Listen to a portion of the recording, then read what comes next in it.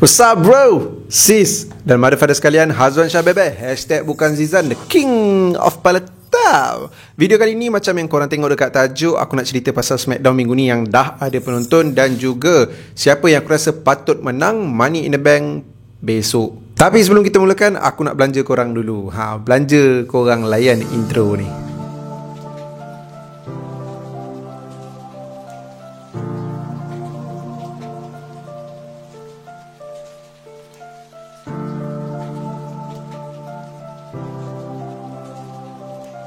Untuk Smackdown minggu ni ada 5 benda yang aku nak sembang. Tanpa buang masa, kita pergi kepada benda yang pertama, which is pembukaan Smackdown minggu ni lah. Kita nampak Vince McMahon keluar dan dia hanya keluarkan satu ayat saja daripada mulut dia, dan aku rasa satu ayat tu pun dah cukup nak bagi tahu dekat penonton semua, welcome back. Kita nampak ada animation tu semua macam okey lah. Kita pernah tengok animation macam tu sebelum ni, tapi animation tu tak berapa nak kemas. Jadi bila tak berapa nak kemas, at least lah time superstar tu keluar, kau buang animation tu tepi, sebab kita nak tengok superstar tu keluar. Ini time Roman Reigns keluar, aku tengok kaki animation tu tutup Roman Reigns dengan Paul Heyman. Kita nampak entrance yang baru. Tak adalah nak kata entrance yang gah, tak ada penumbuk apa semua kan, tapi tak apalah, at least nampak fresh lah sikit. Dan aku harap ada entrance yang lebih baru ataupun ada entrance yang berbeza untuk Raw. Walaupun diorang tak nak buat start minggu depan ke, start lepas Money in the Bank, lepas SummerSlam ke apa ke, sebab dah ada rumours yang bagi tahu WWE draft dah akan berlangsung bulan 8 lepas SummerSlam atau sebelum, aku pun tak berapa nak sure. Tapi at least lepas dah buat WWE draft tu, it's a whole new world, whole new era untuk WWE. Dan time tu tolonglah Raw dan juga Smackdown ada entrance set yang lebih cantik dan berbeza lah, jangan pakai yang sama je. Tiba-tiba aku terfikir pula, since dah consider nak era baru WWE ni, macam nak buat video apa yang WWE patut buat bila dah nak masuk era baru ni kan. Benda yang WWE patut buat ataupun benda yang WWE patut baiki bila masuk era baru kan. Tengoklah, aku fikir nanti. Dan benda yang paling signifikan dekat Smackdown minggu ni, dah ada penonton penuh kan. Walaupun diorang ni tak sehevok penonton yang ada kat AEW, tapi aura dia tu tetap kita rasa. Bagi aku dah mencukupi dah. Setelah sekian lama kita dapat benda yang tak berapa nak genuine, cheer yang WWE letak, boo yang WWE letak. Kali ni genuine kan. Roman kita dengar, ada yang boo, ada yang sorak. So aku happy dapat dengar benda tu akhirnya. Dan aku tak sabar Malaysia, bukan untuk wrestling je lah, wrestling ke, bola ke, konsert ke, wayang ke, apa ke, boleh jadi macam tu juga satu hari nanti. Amin. Aku sedih tak dapat dengar penonton nyanyi lagu Sami Zayn, tapi aku happy sikit lah dapat dengar penonton nyanyi sikit lagu Shinsuke Nakamura. Okey, yang kedua, yang ni pasal Roman Reigns, The Usos, Edge, Rey dan juga Dominic Mysterio. Untuk perlawanan diorang ni, aku rasa ending patut lebih better. But then, satu ending yang even sampai sekarang aku sendiri tertanya, adakah referee buat silap? Patutnya keputusan dia berbeza ataupun memang itu yang dirancang? Aku pun tak tahu. Tapi itulah, aku rasa boleh buat satu ending yang lebih baik, sebab aku teringin sangat nak tengok Dominic Mysterio yang pin Roman Reigns dalam match ni kan. Tak perlu pin clean, pin roll up pun tak apa, buat satu kemenangan mengejutkan. Kau bayangkan macam mana penonton akan terkejut dan sorak gila-gila untuk Dominic time tu, sebab dia pin Universal Champion Roman Reigns. Dah lah Roman bantai dia kau-kau dalam match ni kan. So satu benda yang mengejutkan, sebab era baru kan, opening match untuk era baru ni. So do something yang mengejutkan lah. Tapi tak, satu finish yang aku rasa macam, oh macam ni je ke? Tapi tak apalah, match tak adalah bosan sangat pun. Dan satu lagi, Jey Uso pakai baju right hand man. Aku suka kalau Jimmy Uso dapat pakai baju left hand man. Aku tak tahulah ada maksud yang tak okey ke dengan left hand, sebab yelah right kan selalu lebih better daripada left hand kan. Kalau Jimmy Uso boleh pakai left hand man tanpa ada maksud yang tak baik di sebalik tu, nice kot. Roman kat tengah, right hand man ada Jey Uso, left hand man ada Jimmy Uso. Dan cakap pasal Roman ni, kita nampak juga dekat Smackdown kali ni macam ada bagi tease yang Big E mungkin akan feud dengan Roman Reigns in the future. Benda ni jadi dekat backstage bila Big E macam ejek-ejek Roman dekat Paul Heyman. Next, yang ketiga, pasal return Finn Balor. Yang ni aku tak nak cakap banyak. Mungkin korang dah boleh tahulah, bila aku kata aku tak nak cakap banyak tu, korang dah tahulah kot kenapa aku tak nak cakap banyak. Macam biasa, macam gampang aku dapat spoiler lagi guys. Aku tak tahulah kenapa ada juga yang nak tag aku, nak DM aku kan. Dan ada yang nak cek gaduh dengan aku sebab tak boleh terima yang diorang tak boleh nak share dengan aku kan. Senang cerita macam ni lah, kalau kau orang yang up to date kan, dapat tengok live ke apa ke, bersyukur kau boleh kan. Tapi kita yang macam aku dan ada beberapa orang lain, kita orang macam mungkin tak ada rezeki untuk tengok live pagi, kena bekerja apa semua. At least respect orang macam kami, jangan menzalimi mood kami ni kan. So kalau kau ni, kau bersyukur dan kau layan lah, tak ada masalah. Tapi jangan kacau kami yang nak tengok, nak feel tapi tak boleh nak feel sebabkan korang yang suka share spoiler kan. Dan korang kena tahu juga, dekat Malaysia ni, walaupun ada orang ni dia boleh je tengok dekat link yang illegal, tapi dia prefer untuk nak tengok dekat Astro. Sebab ada orang rasa salah buat benda tu kan. Jadi untuk orang yang nak tengok kat Astro, nak tengok dengan cara yang betul, bila dapat spoiler pun macam dia nak buat cara betul tapi dizalimi dengan orang yang bagi spoiler ni kan. So at least lah, kalau kau dah up to date, bersyukur dan layan simpan sendiri lah. Ya, aku tahu korang mungkin bosan dengar aku duk sembang pasal spoiler ni dah beberapa video kan. Dan korang kena faham lah, aku pun bosan kot tengok Smackdown minggu ni bila dah ada orang share kat aku Finn Balor buat comeback. So bila Finn Balor keluar, aku tak rasa apa-apa. Aku tahu WWE dah did a very good job juga untuk nak jadikan benda tu surprise untuk orang yang tengok.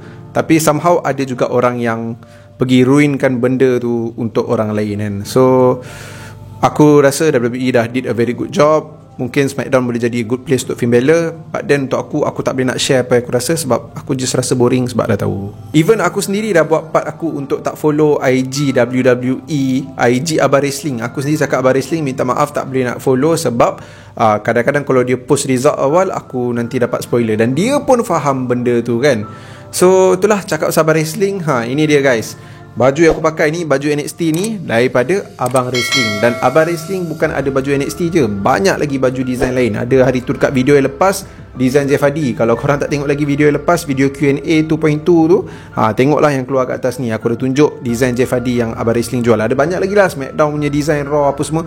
Nak tahu dan nak tengok design tu semua, korang pergi dekat ruangan description kat bawah. Aku ada letak link Shopee Abang Wrestling. Dekat situ korang bukan boleh beli baju wrestling daripada Abang Wrestling je, tapi korang pun boleh beli face mask yang ada design wrestling juga. Cerita yang keempat, tuan-tuan dan puan-puan, aku sangat suka Pat McAfee ni jadi komentator untuk Smackdown. Dia seorang komentator yang versatile, walaupun bila dia bercakap tu lain daripada komentator yang sebelum ni kita nampak. Dia ada cara dia yang tersendiri, tapi cara dia dengan menggunakan fizikal dia pun macam aku rasa unik. Jarang nak tengok komentator yang akan berdiri dekat atas meja menari-nari, berdiri, tepuk tangan dan sebagainya. Aku suka ada komentator yang versatile macam ni. Taklah semua duduk skema, duduk baca skrip, seorang jadi watak watak jahat, watak baik kan. Versatile macam ni lah yang kita nak dalam WWE. Bukan hanya pada komentator, mungkin pada referee, mungkin pada superstar yang sekarang ni kita rasa tak cukup versatile, ataupun authority figure ke apa-apa je lah. Tapi WWE perlukan versatility yang lebih. Dan bila dekat Smackdown ni, diorang ada tunjuk tweet-tweet yang orang duk ucap tahniah lah, orang happy dah ada penonton balik kan. Dan orang-orang tu semua adalah orang-orang famous lah, macam Roman Reigns, John Cena, Bella Twins, Ric Flair, Stone Cold, dan ada juga daripada The Rock. Dan bila The Rock punya tu dah keluar, time tu Pat McAfee sendiri acknowledge The Rock sebagai future president untuk negara United States of America. Cerita kelima, cerita yang last kali untuk Smackdown minggu ni, pasal apa lagi kalau bukan pasal Baron Corbin. Aku rasa kita dah boleh lupakan dah pasal the best version of Baron Corbin akan datang dekat Smackdown, sebab totally dah rosak lah. Patutnya diorang, macam aku dah cakap sebelum ni, diorang biarkan Corbin hilang, tak nampak, tiba-tiba datang comeback jadi someone yang badass, macam Lone Wolf ke, macam kat NXT ke, buatlah apa-apa pun, janji Corbin yang lebih better. Tapi dah rosak dah mamat ni, seriously dah rosak. Jangan letak harapan, aku pun dah tak letak harapan. Layan je lah apa yang akan jadi dekat Corbin pada minggu akan datang. So far sekarang ni, bukan bankrupt Corbin ataupun broke Corbin, boros Corbin ke apa dah. Aku nampak macam nak jadi scammer Corbin.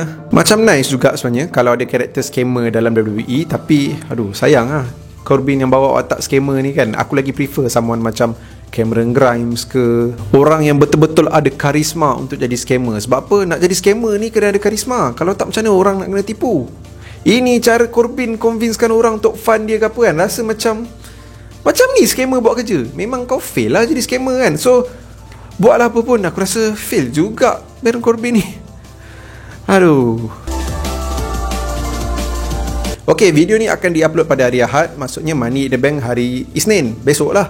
Dan siapa yang patut menang Money in the Bank untuk tahun ni? Kalau korang ada tengok video yang aku buat pasal Money in the Bank dekat ML Studios, yang keluar dekat atas ni ke, kat atas tu ke, aku pun tak ingat kiri ke kanan kan.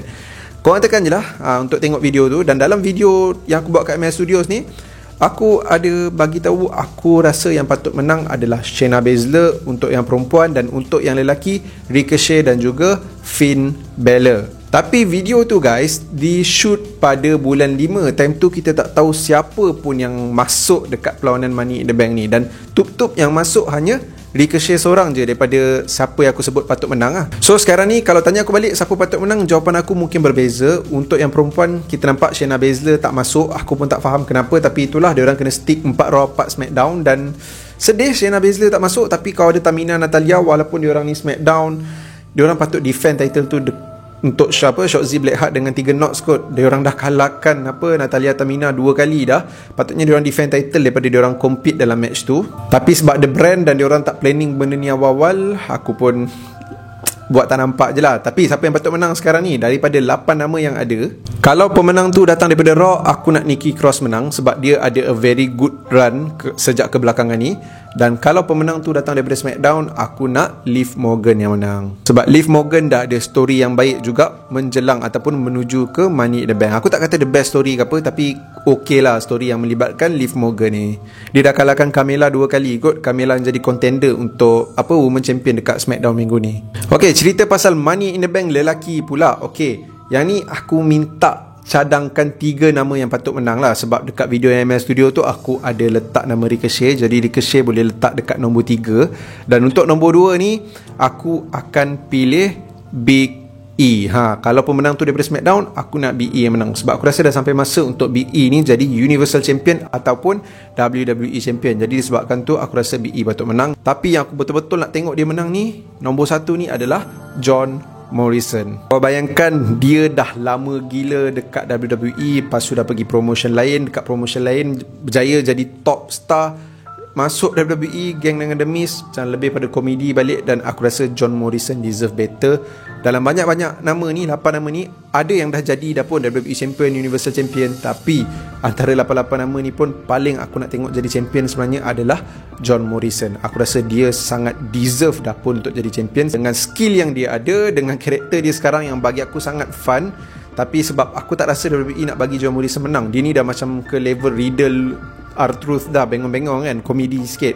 Tapi itulah aku membuah ataupun meletakkan harapan yang ada something better untuk John Morrison. Dan aku rasa John Morrison dalam 8 nama tu yang patut menang Money in the Bank 2021. Kalau bukan John Morrison, barulah Big E ataupun Ricochet.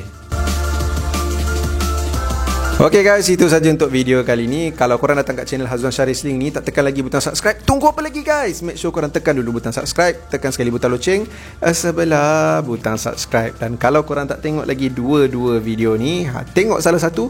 Lagi bagus kalau korang tengok dua-dua. Bye motherfucker.